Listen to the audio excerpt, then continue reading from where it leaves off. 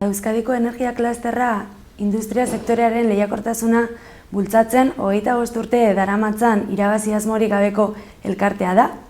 Gaur egun 198 enpresak eta erakundek osatzen dute.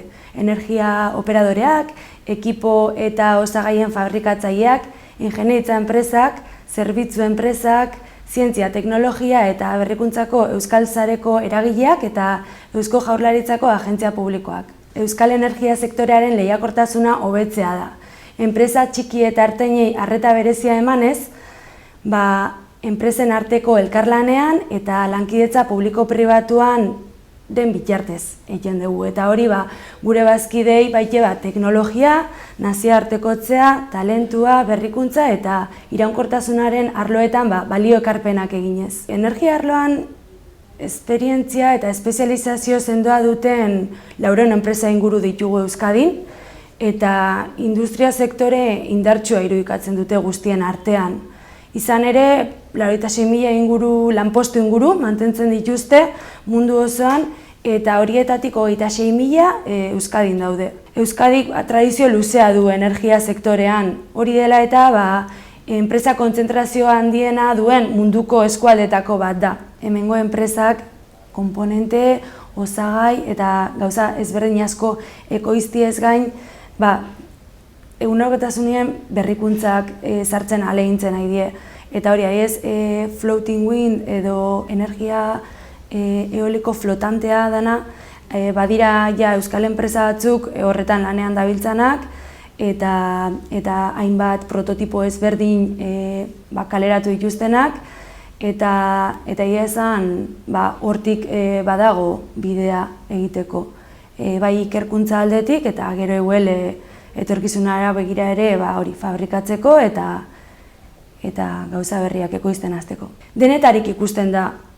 Badira enpresa batzuk oso euskaldunduta daudenak, hitz egiten duzularekin euskeraz egiteko albideak dituena, aldiz badira beste batzuk non euskaraz egiten duen norbaitekin portunatzea zailagoa egiten den. Orokorrean ez nuke esango energia sektorie ala izateatik euskerie sartzeko edo euskera ingurugiro baten bizitzeko desabantaiak izen behar ditunik. Ibarrako enpresa bat badago, non mutil bat, ez dakite, Venezuela edo ez nahiz goratzen nungu edan, baina honuzkio euskaraz perfecto itegu, eta ere diju ni antzea 8 bat urte lanien, eta hor ikustea pixket bere ingurue enpresan daon giro hori lagundu dixola bai euskerie azkarro ikiztea eta gaina egunerokotasunien normaltzat hartzea. Energia klasterraren helburuetako bat euskal enpresa sarearen erreferente gisa kokatzea dela kontuan hartuta, gure nortasuna indartzen duten faktoreak asko balioesten ditugu. Gure bazkidei saiatze gea beti ahalik eta balio ekarpen handienak ematen, eta lankidetzan egindako jardueretan zentratzen gara. Eta hor euskarari bere lekua egitea ere garrantzitsua iruditzen zaigu. Indeus egitasmoak azkenin horretan egiten du lanean. Euskararen presentzia indartzea bilatzen du, euskal enpresen lankidetzaren euskarri izatea duelarik helburu.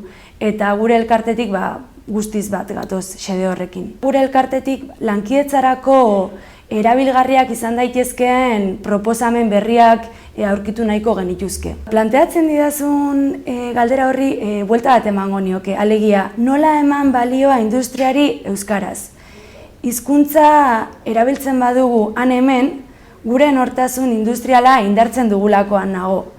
Bertako hizkuntza txikia izan arren, erabiltzen jarraitzen dugula ikustarazten badugu, euskal industriaren bereizgarritasunetako bat izan daitekeela hauxe, zango nuke. Gure nortasunaren parte bat, alea.